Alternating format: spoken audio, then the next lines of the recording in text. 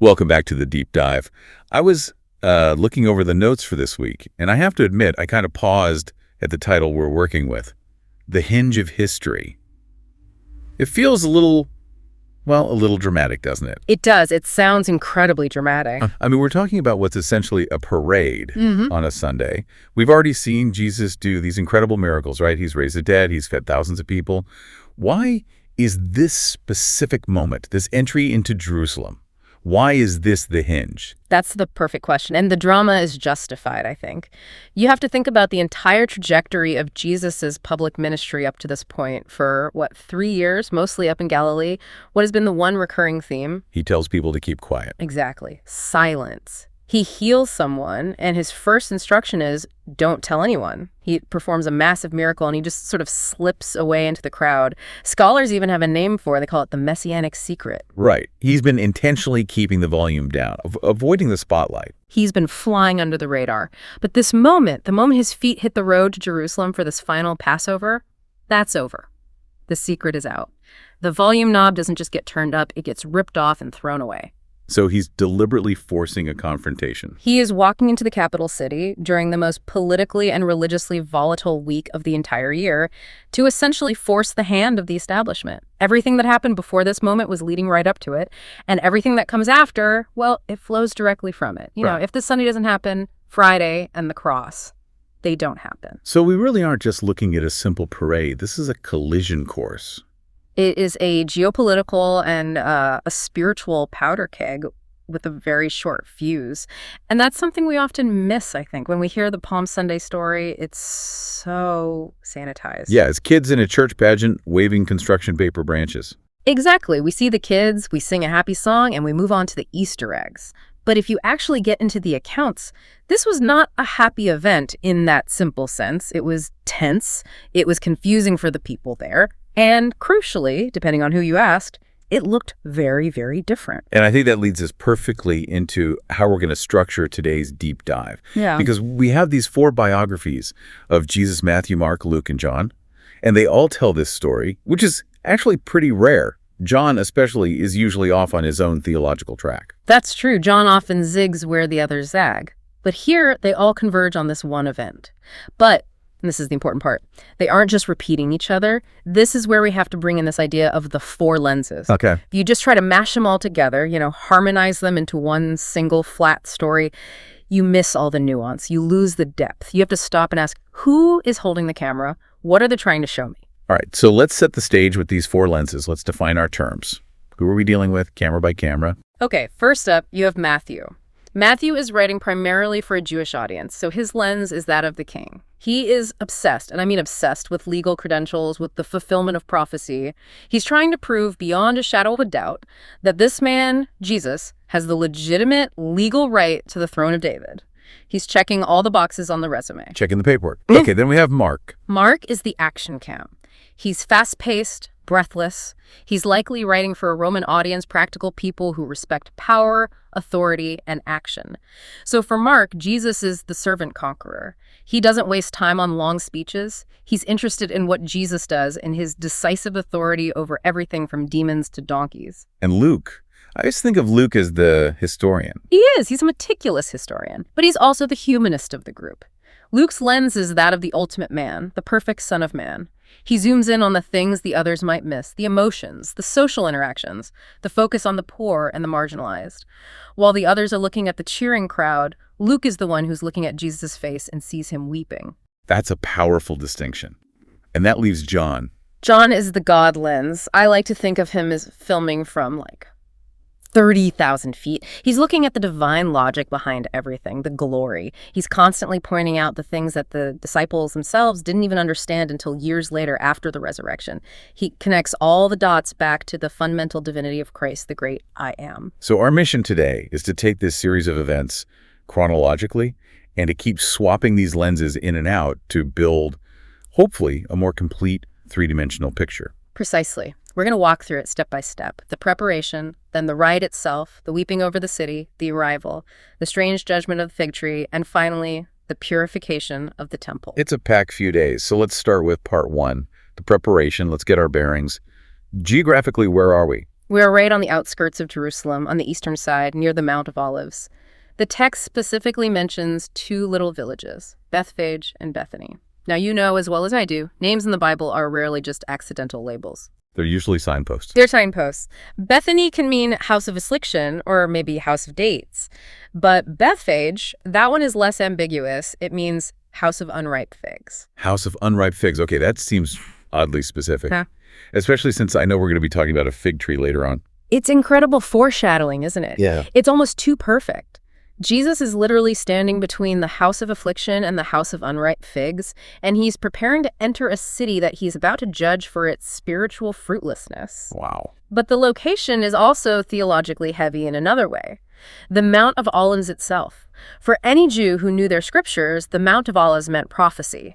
Zechariah 14.4 predicts that when the Messiah finally comes to judge the world and establish his kingdom, his feet will stand on the Mount of Olives. So just by standing there, before he even moves or says a word, the knowledgeable Jewish observer is already getting goosebumps. The stage is being set for something monumental. So the stage is set, but he needs a prop for this entrance.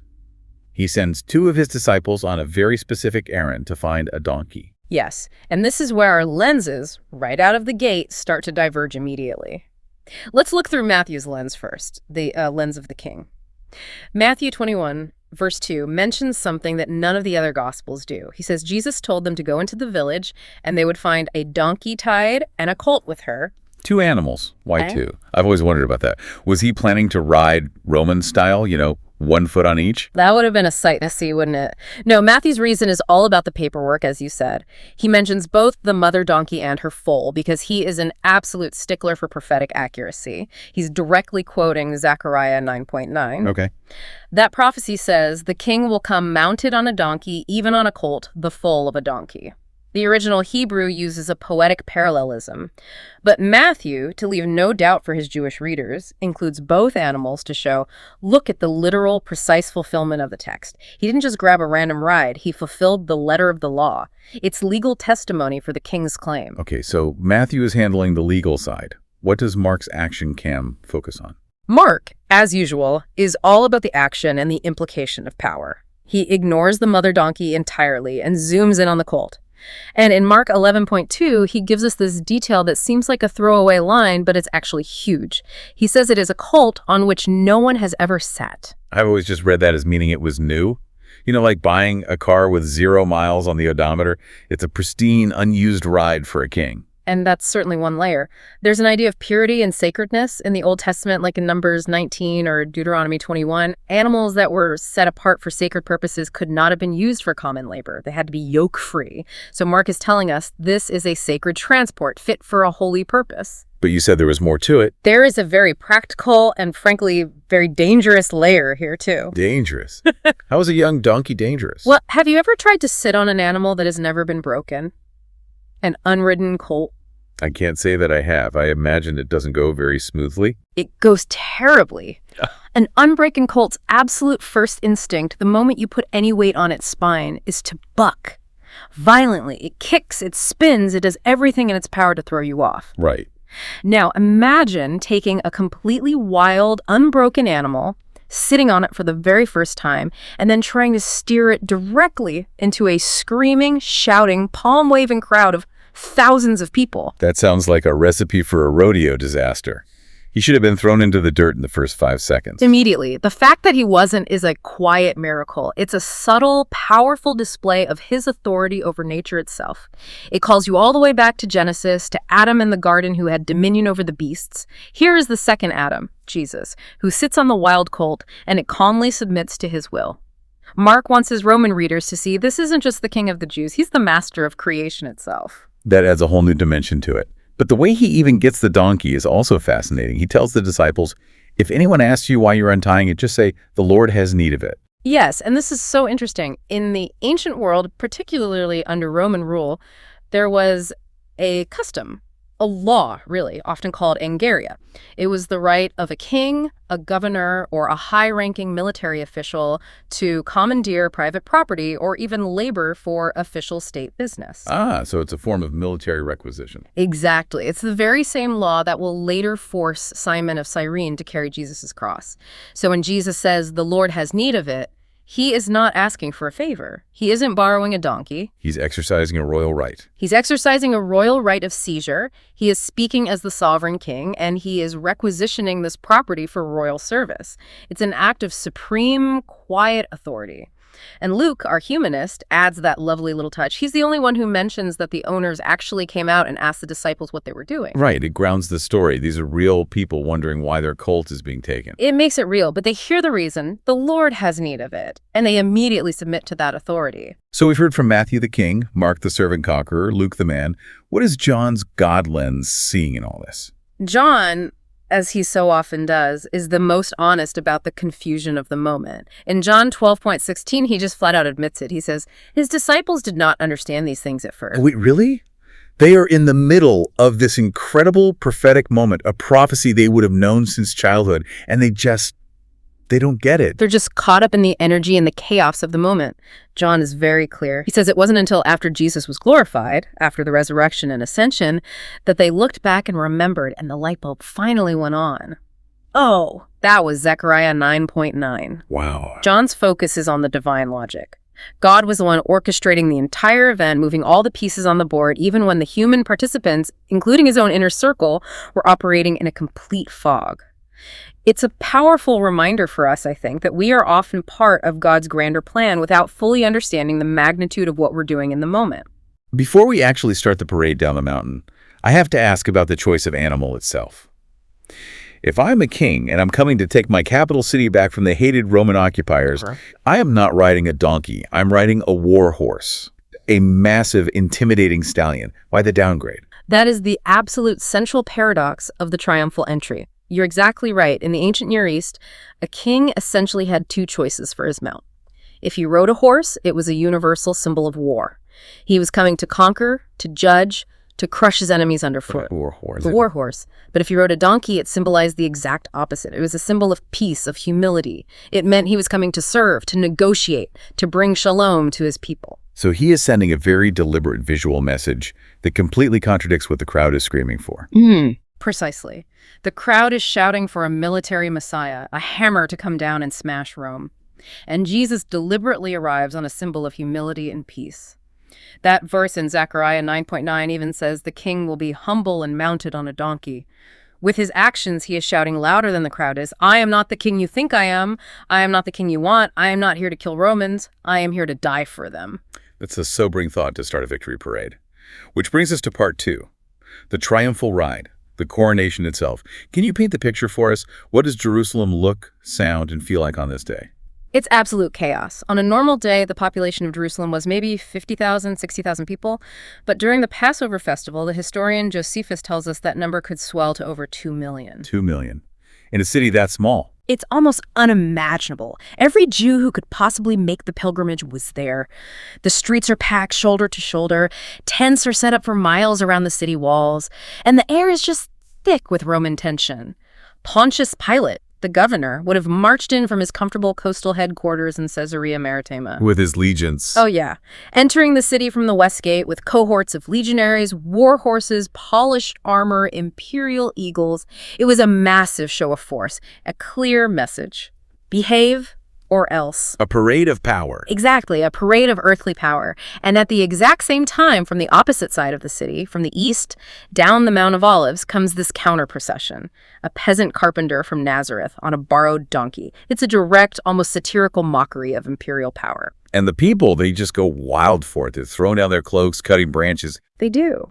The spreading of cloaks is a well-known ancient act of submission to a king. We see it way back in 2 Kings chapter 9, when Jehu is anointed king. The commanders throw their cloaks on the steps for him. It's essentially saying, we place ourselves, our very dignity, under your feet. You are our sovereign. And the palm branches, I've always just thought they were, what was available to wave. They were available, but they were also political dynamite. How so? In that time and place, palm branches were the symbol of Jewish nationalism. Think of them like the flag of the resistance movement. About a century and a half before this, during the Maccabean revolt, when the Jews successfully kicked out their Greek oppressors and cleansed the temple, they celebrated their victory by waving palm branches. So by waving them at Jesus. They are treating him like the new Judas Maccabeus. They are shouting with their symbols, "Do it again! Liberate us! Kick out the occupiers!" This is a political rally calling for revolution. And then there's the shout itself, Hosanna. Hosanna. It's a Hebrew word, really two words, Hoshana, which literally means save us please, or save now. It comes directly from Psalm 118, verse 25, which was one of the psalms they sang at Passover. Oh, it's rare. At its root, it's a desperate cry for deliverance. It had, over time, also become a shout of praise, like hallelujah. But in this context, with the Romans everywhere, you can hear the original meaning loud and clear. Save us now. Save us from these taxes. Save us from these soldiers. Save us from Rome. Okay, let's run this shout through our four lenses. What does Matthew, the king's biographer, hear? Matthew hears the specific royal title. He records them shouting, "Hosanna to the Son of David." That's not just a generic title. That is the messianic title. Matthew wants to make absolutely sure that we, his readers, know the crowd is explicitly acknowledging the royal lineage of Jesus. This is the legitimate heir to the throne. Okay, Mark's action-oriented lens. Mark, in chapter 11, records a slightly different phrase. "Blessed is the coming kingdom of our father David." See the focus there. It's not just on the person, but on the political result. They're looking for regime change. They want the kingdom restored. Now, Luke has something really interesting here. You pointed this out earlier. He records the crowd saying, "Peace in heaven and glory in the highest." That sounds so much like the angels at Christmas, but it's twisted somehow. You caught that. It's a deliberate and profound echo. At the birth of Jesus, the angels sang to the shepherds, "Peace on earth." But here, at the end of his life, as he approaches his death, the crowd unknowingly shouts, "Peace in heaven." Why the shift? From earth to heaven? Because peace on earth has been rejected. Yeah. The world, by and large, didn't want the kind of peace he was offering. So now, the only way for true, lasting peace to be secured is for it to be established in heaven first through the reconciling sacrifice of the cross. Peace has to be made between God and humanity before it can ever truly exist between human and human. That is profound. Peace has to be secured vertically before it can ever happen horizontally. That's a great way to put it. And Luke, focusing on the human drama, is the one who gives us that tense interaction with the Pharisees. They see this revolutionary fervor, they hear these messianic titles being shouted, and they are terrified. They come to Jesus and say, "Teacher, rebuke your disciples." Basically, shut them up before the Romans come down here and crucify us all for treason. That's exactly their fear. And Jesus gives that famous, almost cryptic reply. He says, "I tell you, if these were silent, the very stones would cry out." It's a beautiful poetic line. It is, but it's more than just poetry. It's deep theology. It's likely an allusion to a passage in the prophet Habakkuk chapter 2, where the prophet says, "The stone will cry out from the wall concerning the wickedness of the house." Jesus is making a claim about objective reality. His kingship is a fact of creation itself. It isn't a democracy. He isn't king because this crowd voted for him. He's king because he is the creator. And if humans, the pinnacle of his creation, refuse to praise him, then the inanimate geology itself will take over the job. Wow. And finally, John's 30,000-foot view. John, in chapter 12, gives us the why. He connects the dots. He explains that the reason the crowd was so massive and so hyped was specifically because of the raising of Lazarus. The ultimate miracle. The word had gotten out that this man had power over death itself, so of course they thought he could handle the Romans. But John also shows us the other side of the coin, the complete despair of the enemy. The Pharisees say to one another, in this moment of cynical defeat, "You see that you are gaining nothing. Look, the whole world has gone after him." They see his victory, even if it's temporary. John shows us the total victory of Jesus in the court of public opinion, which is precisely what drives the leaders to abandon public debate and move toward a secret, murderous plot. So the noise is deafening, the celebration is off the charts, Yep. and in the middle of all of it, there's a silence, or rather a completely different kind of sound. This brings us to part 3. The king weeps. Yes. And this is a detail that only Luke, our lens of the man, gives us. As the procession with the donkey crests the hill of the Mount of Olives, the full panoramic view of Jerusalem and the magnificent temple comes into sight. And in that moment, the parade stops for Jesus, and he breaks down. The text says he wept over it. But you've mentioned before in other contexts that the Greek language has different words for weeping. This isn't just a single noble tear rolling down his cheek, is it? No, not at all. It's a critical distinction. When Jesus wept at the tomb of his friend Lazarus, the Greek word used is dakrio. It means to shed tears quietly, an internal grief made visible. But here, the word Luke uses is eklausen. It means to weep aloud. It means audible sobbing, an outward, uncontrollable lament. It is the sound a parent makes when wailing over the body of a lost child. Now, just imagine that contrast for a second. The crowd is screaming, "Victory! Revolution! Coronation!" And their king is doubled over in the saddle, sobbing his heart out. Why? Why ruin the biggest moment of his public ministry with this display of grief? Because he sees what they cannot. He sees their hosannas are a mile wide and an inch deep. He knows that in just a few days, that same fickle shout will change to crucify him. But even deeper than that, he sees the inevitable judgment that's coming for them. He says, "If you, even you, had only known on this day the things that make for peace, but now they are hidden from your eyes." He talks about their time of visitation. What does that mean? It's a technical term from the Old Testament. A visitation from God could be for immense blessing, or it could be for devastating judgment. This was their moment. This was the day. God himself, in the flesh, was walking into their capital city, offering them peace, and they missed him. Because they were looking for something else. They wanted a political liberator, so they were blind to the spiritual savior standing right in front of them. And because of that blindness, he then switches from weeping to this terrifyingly specific prophecy. Yeah, he gets incredibly graphic about sieges and barricades and armies. He predicts the events of AD 70 with chilling, street-level accuracy. He says, "The days will come upon you when your enemies will set up a barricade around you and hem you in on every side and tear you down to the ground, you and your children within you." And less than 40 years later, the Roman general Titus did exactly this. He built a 5-mile-long siege wall, a circumvallation, all the way around Jerusalem to starve them out. And when they finally broke through? When they finally breached the city, they were so enraged by the resistance that they slaughtered indiscriminately, burned the temple to the ground, and then had their soldiers literally pry the massive foundation stones apart to scrape out the gold that had melted and run between the cracks. Not one stone left upon another. The tragic, ultimate irony. The very stones that Jesus said would have cried out in praise are now, in judgment, dismantled and thrown down. He is weeping because he sees the horrific, real-world devastation that their spiritual rejection of him will cause. It shows us the very heart of God. He doesn't delight in the judgment of the wicked.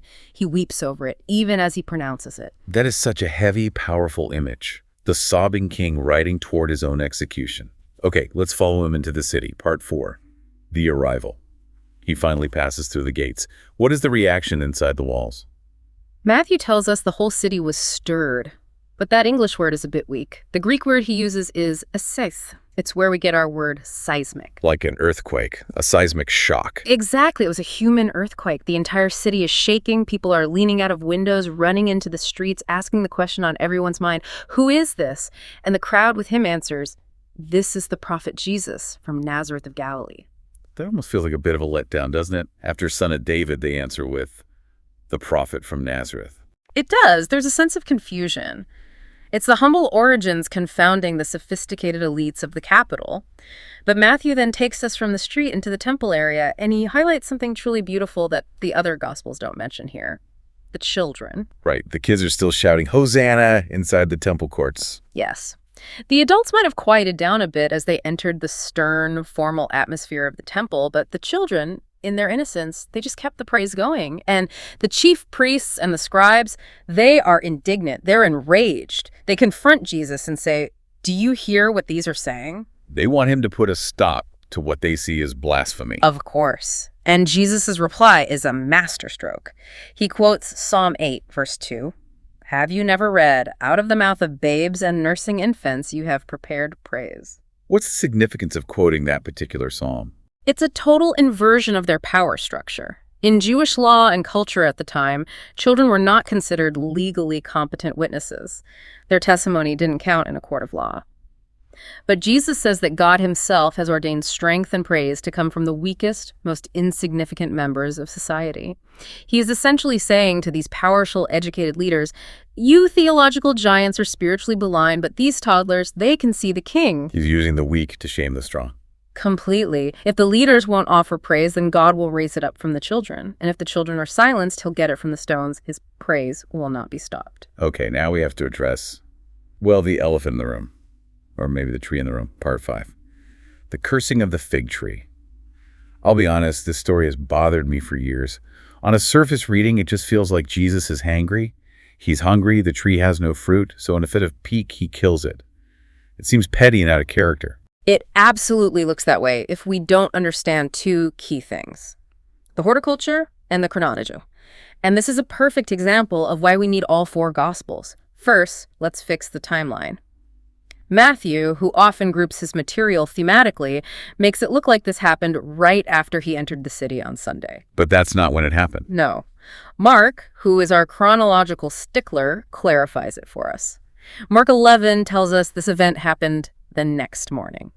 On Monday morning, Jesus had gone back to Bethany to spend the night, and he was walking back into Jerusalem when this occurred.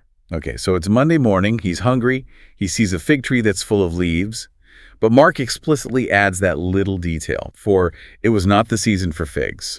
So if it's not fig season, why is he mad at the tree for not having figs? That feels like being angry at a snowman for melting in July. It's not the snowman's fault. And that's the key. That line, it was not the season for figs, isn't an excuse for the tree, it's the basis of the indictment. Here's the horticultural piece.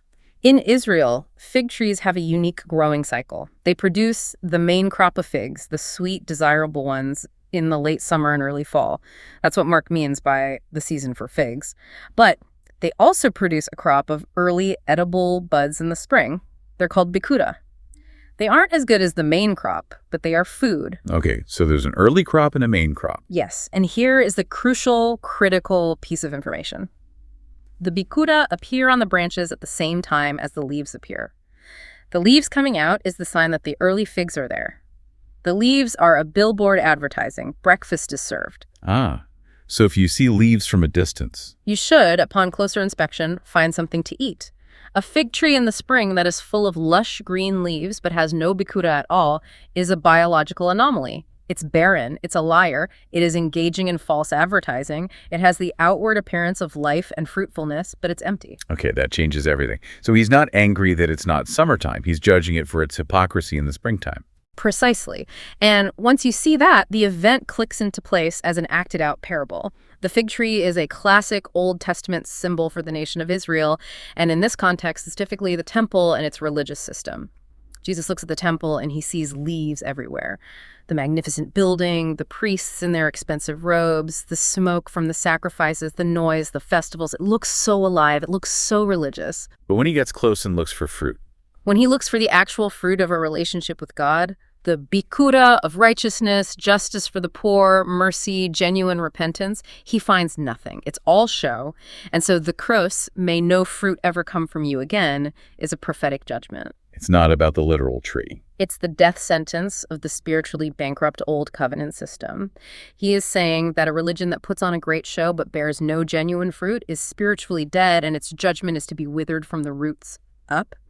And of course, historically, that's exactly what happened. The temple was destroyed and the system was dismantled within a single generation. It withered. That leads us directly from the symbol to the reality. Part 6, the second cleansing of the temple. Yes, the acted-out parable is immediately followed by the direct action. And we should stress, as you said in the outline, this is the second time he does this.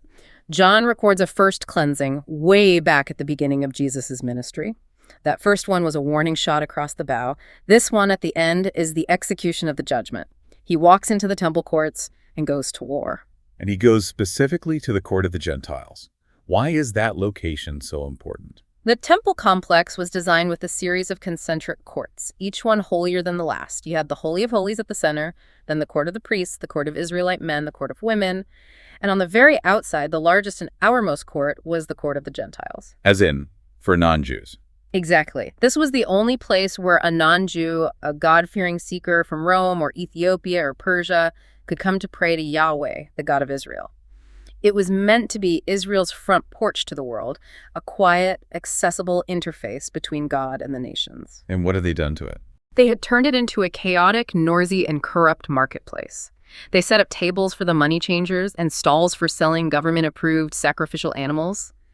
Imagine you're a sincere seeker from another land. You've traveled hundreds of miles to find the true God, and you enter his house only to be surrounded by the stench of manure, the lowing of cattle, the bleating of sheep, and the shouting of currency exchange brokers. It would be impossible to pray. They essentially put up a closed for business sign for the rest of the world so they could make a profit. That is exactly what they did. They blocked access to God for the outsider. This is why Jesus' first quote from the prophet Isaiah is so devastatingly precise. He shouts, "Is it not written, 'My house shall be called a house of prayer for all nations'?" He isn't just cleaning a room, he is furiously, righteously defending the rights of the Gentiles to worship. But then he drops the hammer with that second quote from Jeremiah. "But you have made it a den of robbers." Now, I've heard this preached 1,000 times as meaning, you are thieves, you're stealing from people. And sure, the exchange rates were probably extortionate. But you've pointed out before that the phrase den of robbers means something much, much darker. Yes, this is one of those phrases where understanding the original context just blows the doors off it. We have to think about how bandits actually operate. Do robbers and thieves commit their crimes inside their den or their hideout? No, of course not. They steal out on the highway or in the villages. The den is where they go afterwards. Right. The den is the hideout. It's the safe house. It's where they go after they have committed their crimes to count their loot and feel safe and protected from the authorities. Oh, that flips the entire metaphor on its head. Completely.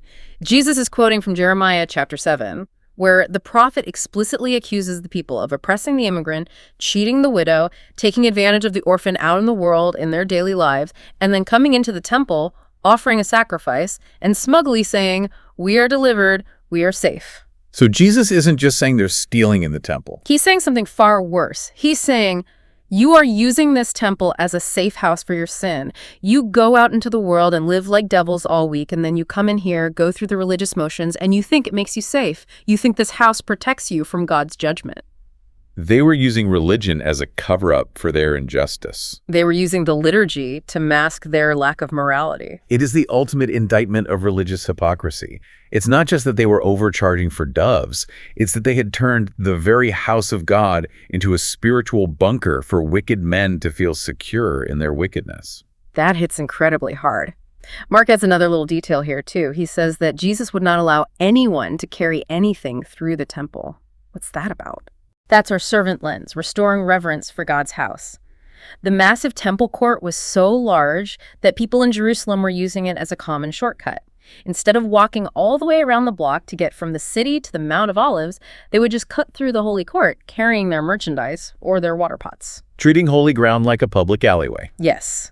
And Jesus, the servant of the Lord, stops the traffic. He stands there and says, in effect, no more.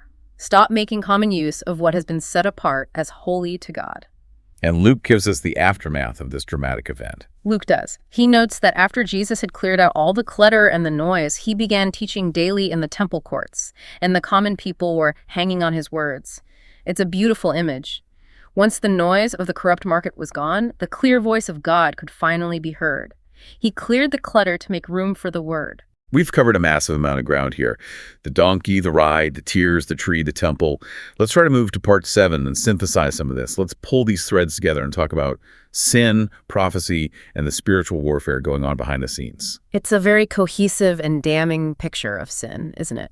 We see sin in thoughts as a form of spiritual blindness, the people not knowing the time of their visitation. We see sin in character as hypocrisy and fruitlessness, the fig tree with all its leaves but no figs. We see sin in action as obstruction, the temple system physically blocking the nations from getting to God. And we see sin as a false refuge, the temple being used as a den of robbers. Is a comprehensive diagnosis of a deeply broken religious system. But I want to circle back to something that you hinted at way back in the intro. You called this whole event the hinge of history. Is there a specific connection to the Passover celebration itself that ties all these events together? There is. And this is the detail that once you see it, you can truly never unsee it. It changes the entire narrative from a political drama to a cosmic one. Okay, lay it on us. We know from the Gospels that the triumphal entry happened on a Sunday. But if we overlay that with the Jewish calendar for that year, we know that specific Sunday was the 10th day of the month of Nisan. The 10th of Nisan. Yeah. Okay, why does that specific date matter? To answer that, you have to go all the way back to Exodus chapter 12, to the original instructions for the very first Passover in Egypt. God gives Moses very specific day-by-day instructions, and he says, "On the 10th day of this month, each man shall take a lamb for a household." So the 10th of Nisan it's Lamb Selection Day. It is National Lamb Selection Day. On that day, the head of every household would go out to his flock, choose a male lamb, 1 year old, and he would bring it into his house. And the instructions were that he had to keep it there inside his house with his family until the 14th of Nisan. For 4 days. Why wait 4 days? Why not just sacrifice it immediately? To inspect it. The law was absolutely clear. The Passover lamb had to be without blemish. Perfect. You couldn't just glance at it and say, looks good. You had to live with it. You had to watch it closely for 4 days to make absolutely sure it had no sickness, no injury, no imperfection whatsoever. Okay, so on the 10th of Nisan, the exact day that all of Israel is selecting their Passover lambs, Jesus rides into Jerusalem. He is presenting himself. He's the Lamb of God presenting himself to the nation. He is riding into the house of Israel on the very day the lamb is supposed to be chosen. And then for the next 4 days, Monday, Tuesday, Wednesday, Thursday, where is he? He's in the temple. And what happens there? Everyone comes to question him. Everyone. The Pharisees, the Sadducees, the Herodians, the lawyers, all the experts come at him. They grill him. They test him. They ask him tricky questions about taxes to Caesar, about the resurrection, about the greatest commandment, about his authority. They're inspecting the lamb. They are inspecting the lamb. They are looking for a blemish. They are desperately trying to find a single fault in his teaching, in his character, in his logic. And by the end of that week of intense scrutiny, what is the final verdict from his enemies? Even Pilate, the pagan Roman governor, symbolically washes his hands and declares, "I find no fault in this man." He is the spotless lamb. He is the lamb without blemish.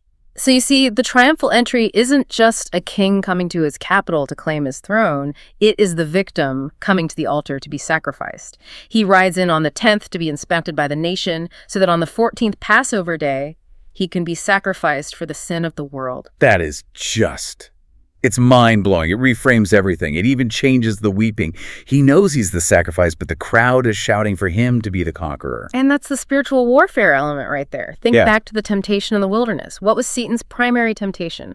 Bow down to me, and I will give you all the kingdoms of the world. In other words, take the crown, but skip the cross. And now the crowd is offering him the exact same deal. The exact same temptation, just with 1,000 voices.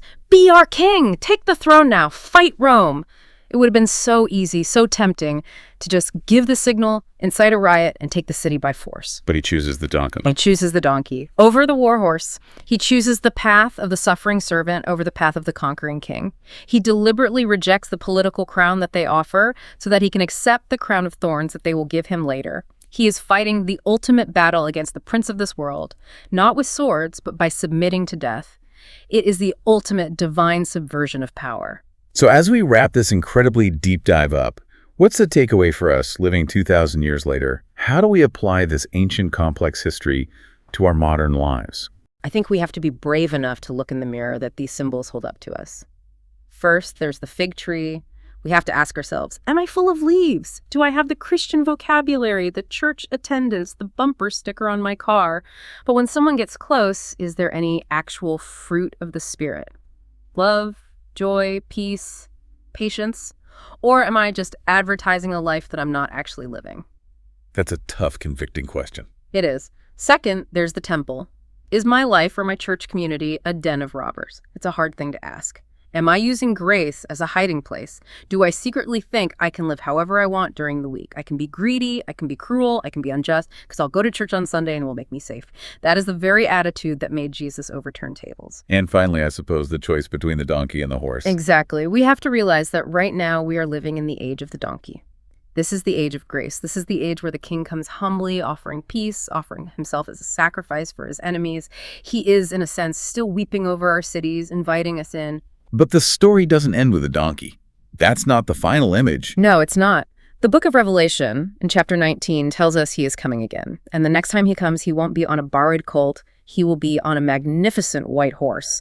His robe will be dipped in blood, his eyes will be like fire, and he will rule the nations with a rod of iron.